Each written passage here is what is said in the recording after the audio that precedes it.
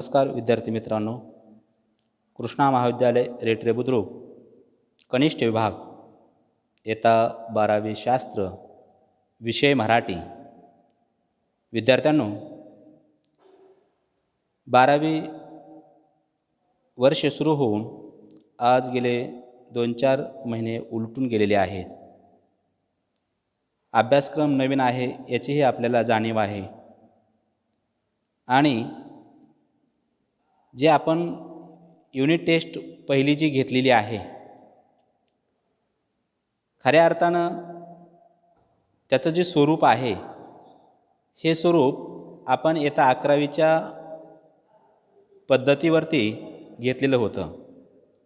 परंतु 80 मार्काची जी आपल्याला 12वी बोर्ड परीक्षेमध्ये जी कृतीपत्रिका सोडवायची आहे, त्या कृतीपत्रिकेचा आराखडा काल आपल्याला महाराष्ट्र राज्य पाठ्यपुस्तक मंडळानं आपल्याला पाठवलेला आहे आणि ती कृतीपत्रिकेचा आराखडा उपलब्ध झाल्याबरोबर मी तुम्हाला तुमच्या ग्रुपवरती पाठवलेला आहे.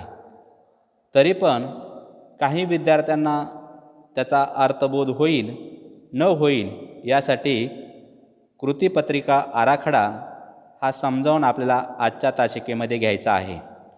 तर आपण पाहूया कशा पद्धतीनं आहे. विद्यार्थ्यांनो, 80 मार्काची लेखी परीक्षा होणार आहे आणि 20 मार्काची तोंडी परीक्षा होणार आहे.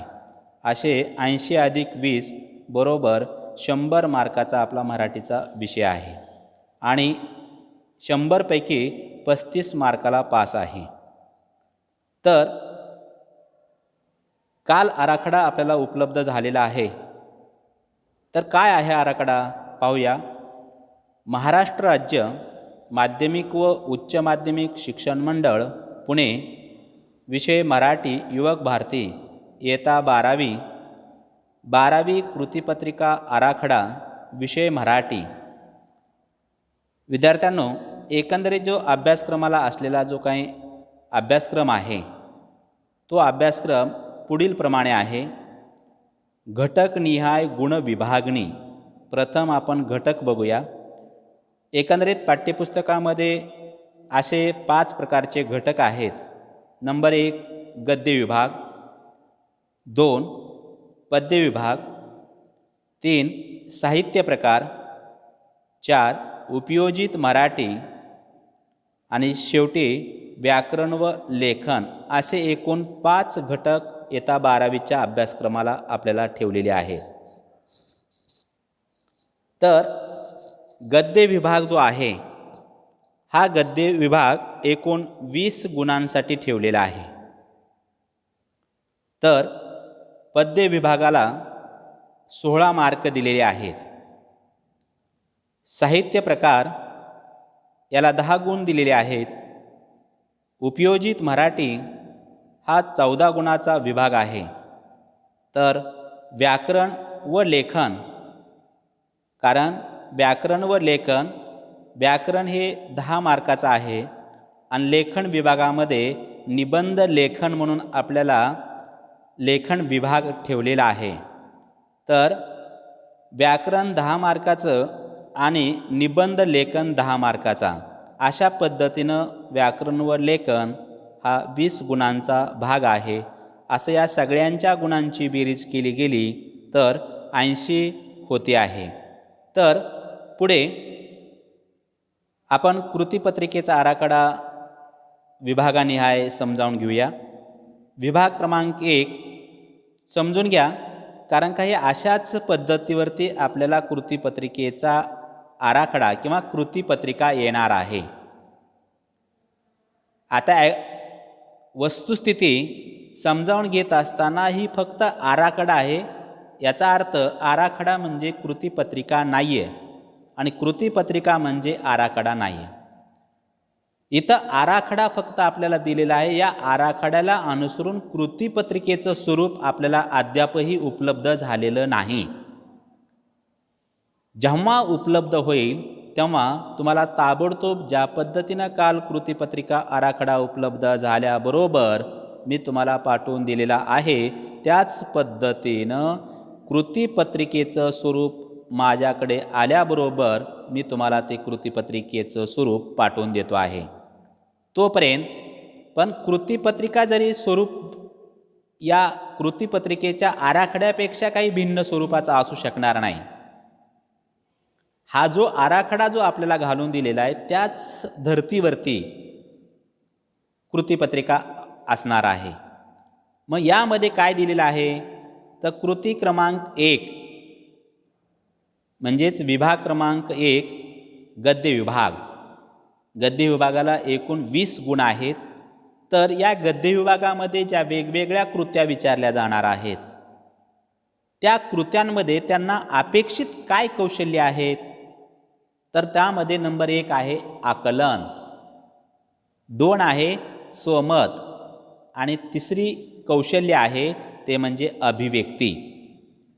आता या 3 कौशल्यांचा विचार करूनच आपल्याला कृतीपत्रिकेमध्ये वेगवेगळ्या कृत्या विचारल्या जाणार आहेत.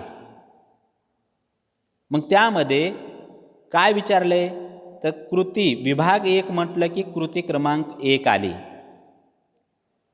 तर कृती क्रमांक 1 मध्ये काय दिले पठित गद्य पाठावर आधारित.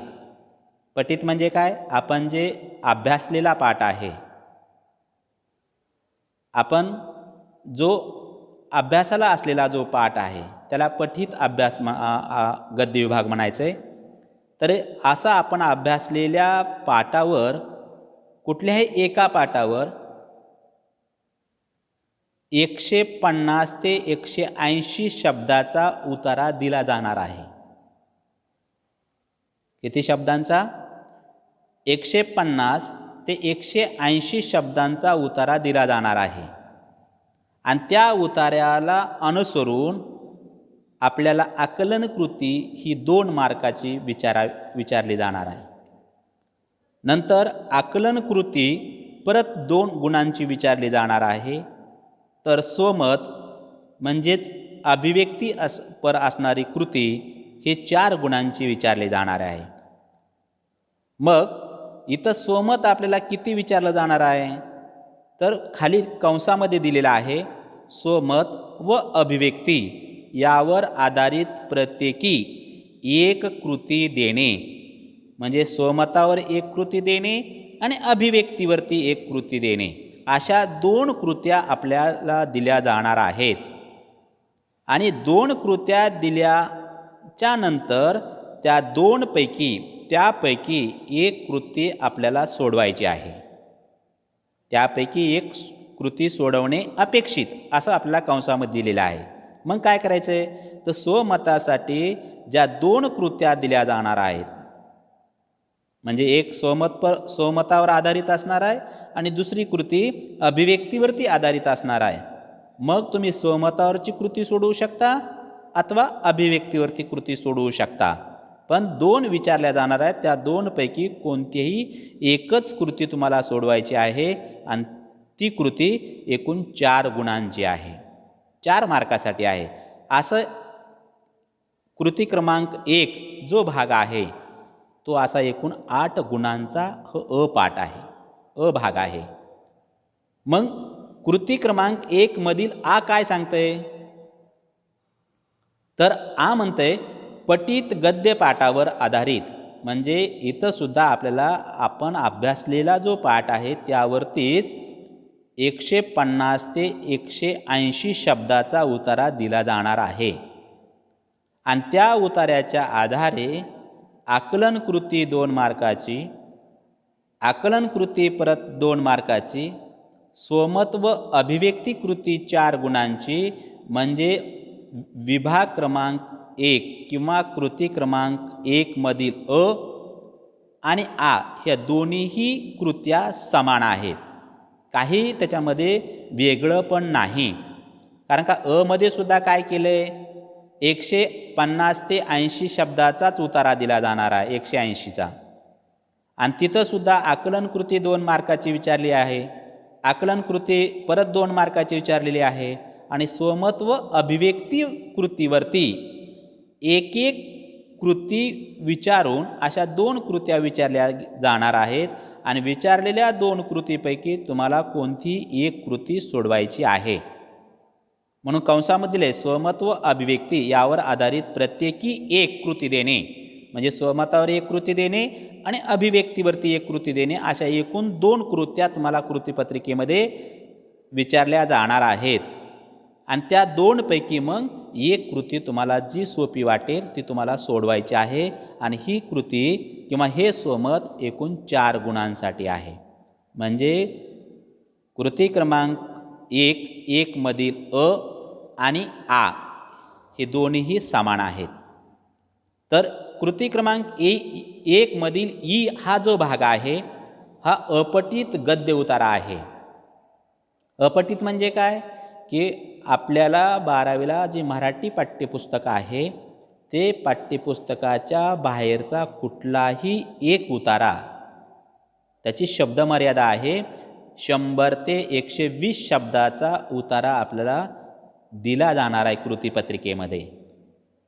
म्हणजे ज्या उतार्याचा आपण अजिबात अभ्यास केलेला नाही असा उतारा म्हणजेच अपठित उतारा होय आणि या उतार्याची शब्दमर्यादा 100 ते 120 अशी असेल.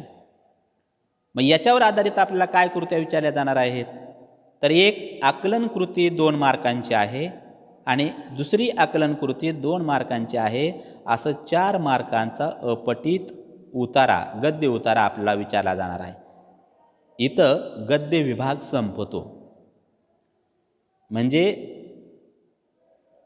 कृती क्रमांक 1 मधील अ 8 मार्काचा, त्यामधील कृती क्रमांक 1 मधील आ 8 मार्कांचा आणि कृती 1 मधील ई अपठित गद्य उतारा हा 4 मार्काचा.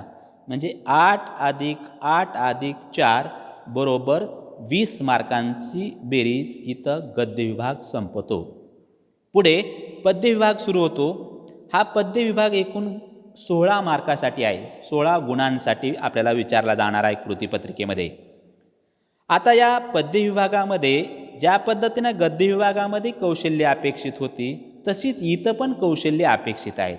कोणती आहेत, तर आकलन हे कौशल्य अपेक्षित आहे, अभिव्यक्ती कौशल्य अपेक्षित आहे, काव्य सौंदर्य व रसग्रहण या 4 गोष्टींचा कौशल्याचा अभ्यास आपला या पद्य विभागामध्ये करायचा आहे. आणि हे गोष्टी समजून घेतल्या तरच आपल्याला पद्य विभागातल्या विचारल्या जाणाऱ्या ज्या कृती आहेत त्या व्यवस्थित सोडवता येतील. मग काय विचारलंय कृती क्रमांक 2, आता 2 मध्ये सुद्धा अ आहे. काय म्हटलंय, पठित पद्य पाठावर आधारित.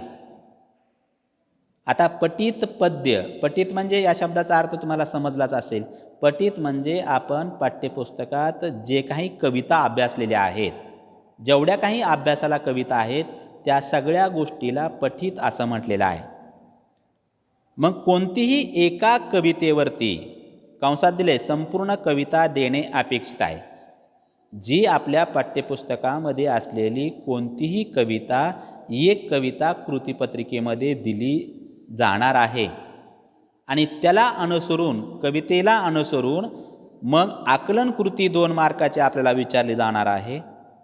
नंतर 2 आकलन कृती परत 2 मार्काची विचारली जाणार आहे आणि अभिव्यक्ती मात्र 4 गुणांची विचारली जाणार आहे. आता जसं आपण गद्य विभागामध्ये पाहिले अभिव्यक्तीमध्ये स्वमत किंवा अभिव्यक्ती तिथं एकूण कृत्या 2 विचारल्या गेलेल्या आहेत आणि 2 पैकी एक कृती सोडवायला सांगितलेली आहे. पण इथं मात्र आपल्याला तसं काही कंसामध्ये टीप दिलेली नाही किंवा सूचना दिलेली नाही की एकूण 2 कृत्या आपल्याला विचारल्या जाणार आहेत त्यापैकी एक सोडवायची का एकच कृती आपल्याला 4 मार्कासाठी दिलेली आहे. इथं स्पष्ट उल्लेख केलेला दिसून येत नाही. तरी पण आपण लक्षात घ्यायचे इथं अभिव्यक्तीपर विचारली जाणारी कृती इथं 4 मार्काचीच आहे एवढंच डोक्यात ठेवायचं आहे.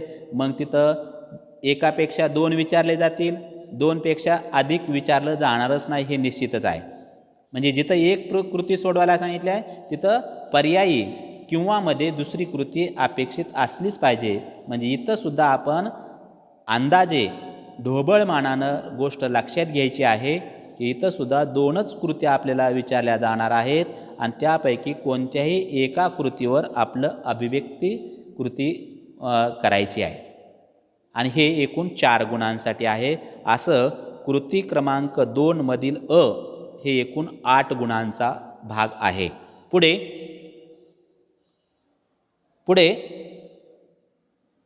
विभाग क्रमांक किंवा कृती क्रमांक 2 मधील काय सांगतंय? पठित गद्य पाठावर आधारित. म्हणजे सुद्धा अभ्यासलेलीच कविता आहे आणि मध्ये जी आपल्याला विचारली जाणार एक कविता आहे ती सुद्धा आपण अभ्यासलेलीच आहे. परंतु कंसामध्ये फार मात्र महत्त्वाची सूचना दिलेली आहे की कृती क्रमांक 2 या विभागामध्ये विचारली जाणारी जी कविता आहे ती कविता सोडून तीच कविता पुन्हा मध्ये घ्यायची नाही आहे.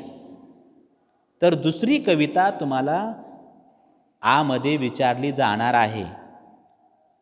आता इथं परत आपल्याला सूचना दिलेली नाही की संपूर्ण कविता दिली जाणार आहे की नाही, ही सूचना आपल्याला इथं दिलेली नाही आहे. परंतु हा भाग मात्र एकूण 4 मार्कासाठी आहे. इथं अपेक्षित काय आहे त्यांना? तर दुसरी जी कविता आपण अभ्यासलेली आहे त्या कवितेमधील काव्यपंक्तीचा अर्थ लिहिणे. म्हणजे काव्यपंक्तीचा अर्थ लिहिणे म्हणजे कधी लिहायचे आहेत, किती पंक्ती विचारल्या जाणार आहेत? तर खाली दिलेत 4 काव्यपंक्ती आपल्याला दिल्या जाणार आहेत आणि त्या 4 पंक्तीचा नेमकं कवीला असलेला अपेक्षित असलेला अर्थ आपण तिथं स्वतःच्या भाषेमध्ये समजावून द्यायचा आहे, उलगडून दाखवायचा आहे, स्पष्ट करायचं आहे, आपलं स्वतःचं मत मांडायचं आहे. म्हणजे इथं संपूर्ण आपल्याला कविता विचारली जाणार नाही, पण दुसऱ्या कवितेतल्या 4 ओळी घेऊन त्या 4 ओळीचा अर्थ स्पष्ट करा. हा भाग मात्र 4 मार्कासाठी आहे. इथं किंवा मध्ये काही एक नाही, हा कंपल्सरी भाग आहे. म्हणून 4 पंक्ती दिल्या जातील. त्या 4ही पंक्तीचा अर्थ तुम्ही तुमच्या स्वतःच्या भाषेमध्ये काय करायचं आहे? मांडायचा आहे, लिहायचा आहे आणि याला मार्क्स आहेत एकूण 4 गुण. तर कृती क्रमांक 2 मधील संपलेला आहे, संपले. तसंच कृती क्रमांक 2 मधील भाग काय म्हणतंय? पठित गद्य पाठावर आधारित.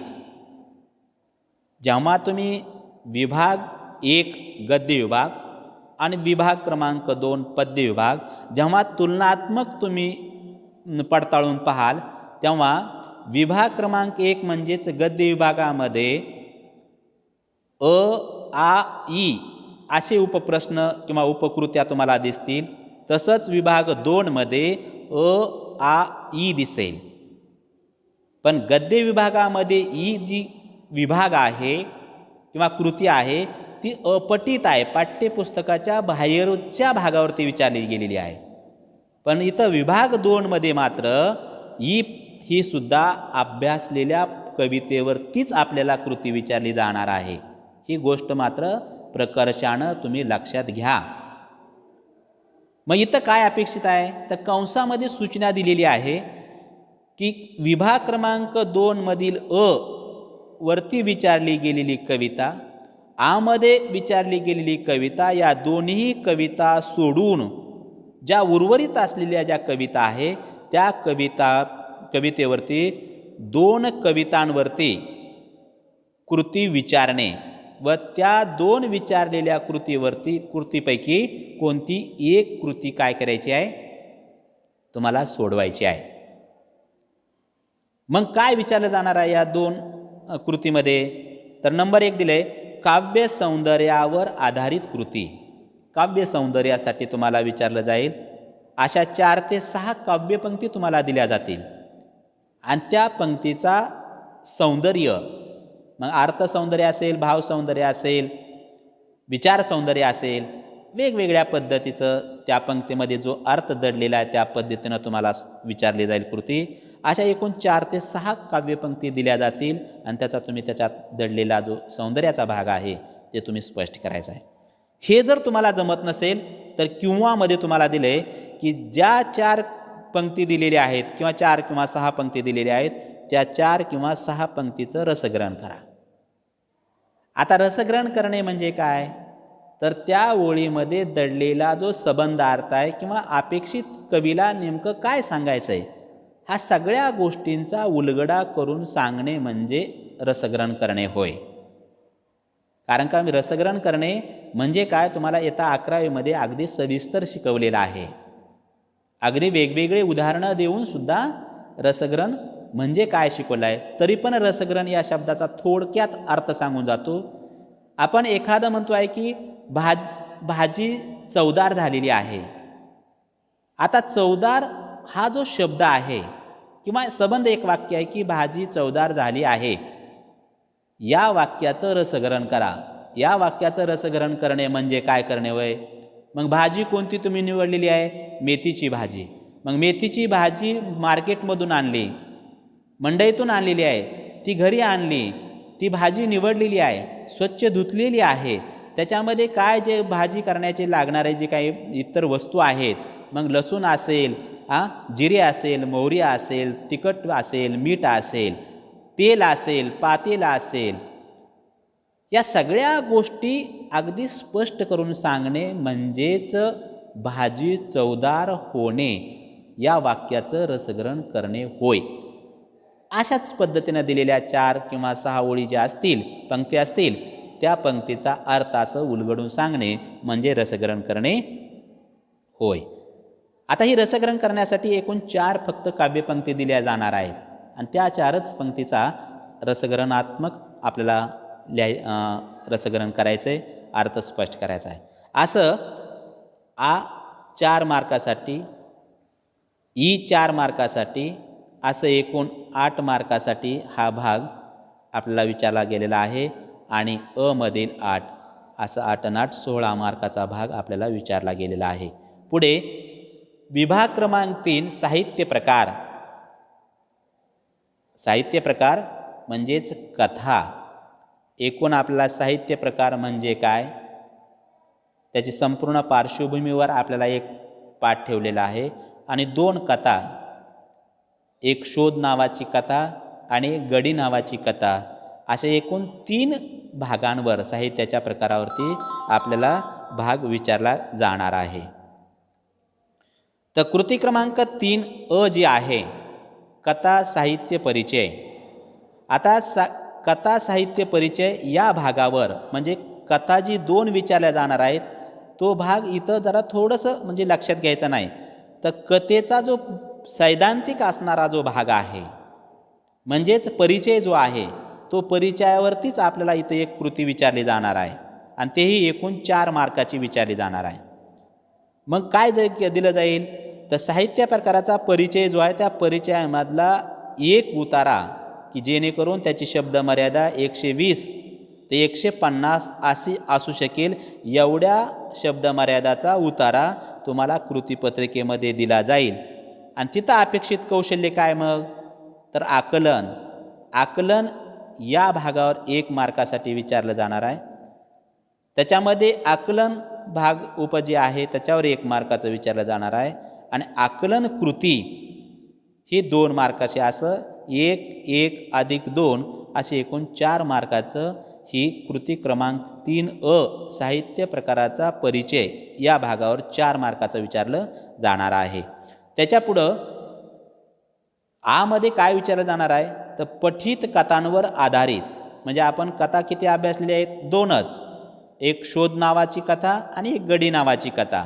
या 2 कथेवर आधारित एकूण 4 कृत्या आपल्याला विचारल्या जाणार आहेत आणि त्या 4 पैकी कुठल्याही 2 कृत्या तुम्हाला सोडवायच्यात. म्हणजे प्रत्येक कथेवर 1 स्वमत कृती व 1 अभिव्यक्ती कृती असणे अपेक्षित आहे आणि अशाच पद्धतीनं कृतीपत्रिका असू शकणार आहे. तर एकूण 4 विचारल्या जाणार आहेत. मग स्वमतावर आधारित असणाऱ्या 2 कृत्या त्याला गुण आहेत 3 गुण आणि अभिव्यक्तीवर आधारित असणाऱ्या 2 कृत्या त्याला आहेत 3 गुण. असं 6 मार्काचा भाग आहे आणि तो 6 मार्क हा भाग आणि 4 मार्काचा भाग असा एकूण 10 मार्काचा हा भाग आहे. पुढचा विभाग आहे 4 उपयोजित मराठी. आता या उपयोजित मराठीमध्ये जे आपल्या कृत्या वेगवेगळ्या विचारल्या जाणार आहेत त्यामध्ये अपेक्षित कौशल्ये काय आहेत तर आकलन, उपयोजन आणि कौशल्य अशा 3 कौशल्यांचा विचार आपल्याला उपयोजित मराठीचा भाग सोडवताना लक्षात घ्यायचे आहे. मग उपयोजित मराठीतलं जे आहे, आता इथं आपल्याला लक्षात येईल की कृती क्रमांक 4 असं दिलेलं नाही. पण इथं जसं आपण कृती क्रमांक 1 गद्य विभागामध्ये पाहिले, पद्य विभागामध्ये 2 पाहिले किंवा साहित्य प्रकाराचा परिचय त्याच्यामध्ये विभाग क्रमांक 3 कृती क्रमांक 3 असं विचारलं आहे. पण विभाग क्रमांक 4 दिला आहे, पण इथं कृती क्रमांक 4 असं विचारलं नाही. म्हणजे तो भाग इथं द्यायचा बाकी राहिलेला आहे, विसरलेला आहे. तर कृती क्रमांक 4 काय विचारलं जाणार आहे तर उपयोजित घटकांवर आधारित आकलन कृती एकूण 4 मार्काची विचारली गेलेली आहे. मग ही जी 4 आकलन कृती जी विचारली जाणार आहे ते 4 घटक कोणते तर पाठ्यपुस्तकातील 1 ते 4 जे उपयोजित घटक आहेत त्या घटकांवर आधारित प्रत्येकी 2 गुणांसाठी 4 आकलन कृती द्यायच्यात. म्हणजे कृतीपत्रिकेमध्ये एकूण 4 कृत्या दिल्या जाणार आहेत आणि त्या 4 कृत्यापैकी तुम्ही कुठल्याही 2 कृत्या सोडवणं अपेक्षित आहे. भाग आणि ही एकूण 4 मार्कासाठी आहे. तसंच भाग उपयोजित घटकांवर आधारित उपयोजन असणारी कौशल्य कृती ही एकूण 10 मार्काची आहे. हा भाग मात्र फार विचारपूर्वक अभ्यासांतीच आपल्याला सोडवायचा आहे. आता इथं सुद्धा घटक किती आहेत एकूण 4च, कारण का उपयोजित घटकामध्ये एकूण 4च घटक आहेत आणि प्रत्येक घटकांवरती 5 गुणांसाठी उपयोजन आहे. म्हणजे पहिला घटक 5 गुणांसाठी, दुसरा घटक 5 गुणांसाठी, तिसरा घटक 5 गुणांसाठी आणि चौथा घटक 5 गुणांसाठी, असं एकूण 20 गुणांसाठी. पण 20 गुणांचं नाही तर आपल्याला सोडवायच्यात फक्त 2च कृती. विचारल्या जाणार आहेत 4. प्रत्येक कृतीच्या पुढं 5 हे मार्क येणारच आहे, परंतु एकूण 20 मार्क झाले. पण आपल्याला ॲक्च्युली सोडवायचेत किती तर 2च सोडवायचेत. मग एक कृती 5 मार्कासाठी आहे आणि इथं 5 मार्क आपल्याला अपेक्षित आहेत. आणि 5 मार्क जर आपल्याला हस्तगत करायचे असतील, मिळवायचे असतील तर आपल्याला इथं अभ्यासांतीच या घटकाला सामोरं जाणं गरजेचं आहे. हे गोष्ट तुम्ही प्रकर्षानं लक्षात घेणं अपेक्षित आहे. अशा पद्धतीनं याच्यावर 4 कृत्या विचारल्या जाणार आहेत, सोडवायच्या 2. इथं शब्द मर्यादा काय आपल्याला विचारली गेलेली नाही, पण मार्क्स मात्र एका कृतीला 5 आहेत, दुसऱ्या कृतीला 5 असा 10 मार्काचा. म्हणजे एकूणच पहिला विभाग 4 मार्क आणि 10 मार्क असे एकूण 14 मार्कासाठी उपयोजित मराठी हा विभाग आहे. पुढं 5वा विभाग व्याकरण व लेखन ही कृतीपत्रिकेतला शेवटचा विभाग असेल. हे एकूण 20 मार्कासाठी आहे. इथं अपेक्षित कौशल्य या विभागामध्ये काय आहेत तर आकलन, उपयोजन, स्वमत, अभिव्यक्ती आणि भाषा सौंदर्य असे एकूण 5 कौशल्ये अपेक्षित आहेत. आता इथं जो भाग आहे हा म्हणजेच कृती क्रमांक 5 हा पूर्ण व्याकरणाचा भाग आहे. हे लक्षात घ्या. विभाग क्रमांक 5 म्हणजेच कृती क्रमांक 5 जो भाग आहे उपकृती ती व्याकरणावर आधारित असणार आहे. मग इथं काय दिलं जाणार आहे व्याकरण घटक व वाक्प्रचार. खाली कंसात दिले व्याकरण घटक व वाक्प्रचार यावर आधारित कृती देणे अपेक्षित आहे. मग काय दिले जाणार आहे तर नंबर 1 वाक्य रूपांतराचा साठी 2 मार्क दिलेले आहेत. समास 2 मार्क, प्रयोगासाठी 2 मार्क्स ठेवलेले आहेत. अलंकार 2 मार्क्स आणि वाक्प्रचारासाठी 2 गुण असे एकूण 5 घटक व्याकरणाचे आहेत. प्रत्येक घटक 2-2 मार्कासाठी ठेवलेला आहे असे एकूण 10 मार्कासाठी व्याकरणाचा भाग आहे. तर पुढे लेखन विभाग म्हणजेच विभाग क्रमांक 5A किंवा कृती 5A निबंध लेखन. मग एकूण अभ्यासक्रमाला निबंधाचे जे 5 प्रमुख प्रकार आहेत ते 5ही प्रकार अभ्यासाला आपल्याला दिलेले आहेत. त्यामध्ये वर्णनात्मक निबंध यावरती एक विषय विचारला जाईल, व्यक्तिचित्रणात्मक निबंध यावरती दुसरा विषय विचारला जाईल, आत्मवृत्तात्मक निबंध यावर तिसरा विषय विचारला जाईल, कल्पना प्रधान निबंध यावर चौथा विषय विचारला जाईल आणि वैचारिक निबंध यावर एक विषय विचारला जाईल. असे कृतीपत्रिकेमध्ये निबंधाचे 5 विषय असतील. त्या 5 विषयापैकी जो विषय तुम्हाला सोपा वाटेल तो विषय तुम्ही निबंध लिखाणासाठी घ्यायचा आहे आणि त्या निबंधाची शब्द मर्यादा आहे 200 ते 250 आणि याला गुण आहेत 10 मार्क. अशा पद्धतीनं कृतीपत्रिका आपल्याला येता 12वी बोर्ड परीक्षेला या कृतीपत्रिकेच्या आराखड्यानुसार आपल्याला सामोरं परीक्षेला जायचं आहे. म्हणून ही कृतीपत्रिका तुम्ही समजावून घ्या. जर एखादी गोष्ट समजत नसेल तर मला तुम्ही फोन करून विचारू शकता किंवा कुठं जर अडचण आली की बाबा हे जर गोष्ट लक्षात आली नसेल, समजत नसेल तर ते तुम्ही मला अवश्य विचारू शकता. आणि कृतीपत्रिकेचं जेव्हा प्रत्यक्ष आपल्यासमोर स्वरूप येईल त्यावेळेस मी तुम्हाला पाठवून तर देणार आहे. पण आता जो आराखडा दिलेला आहे या आराखडा म्हणजेच कृतीपत्रिका आहे हे लक्षात घ्या तुम्ही. आणि त्या आधारेच तुम्ही आपला जो 12वीचा जो संपूर्ण मराठीचा जो अभ्यासक्रम आहे त्या अभ्यास करायला सुरुवात करा. आपला व्हिडिओच्या माध्यमातून, नोट्सच्या माध्यमातून मराठीचा बराचसा अभ्यासक्रम संपलेला आहे. जो अपवाद उपयोजित मराठीचा जो भाग शिल्लक राहिलेला आहे त्यातले 1-2 घटकच आहेत की जेणेकरून त्यावरती मी नोट्स तुम्हाला दिलेले नाहीत. तर 12वीचा मराठीचा अगदी गद्य विभाग संपूर्ण संपलेला आहे.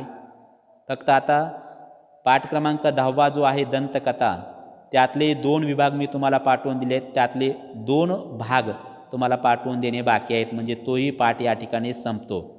म्हणजे गद्य विभाग संपतो, पद्य विभाग अगोदरच संपलेला आहे. आता गद्य विभाग आणि पद्य विभाग हा संपला असं मी जाहीर करतोय.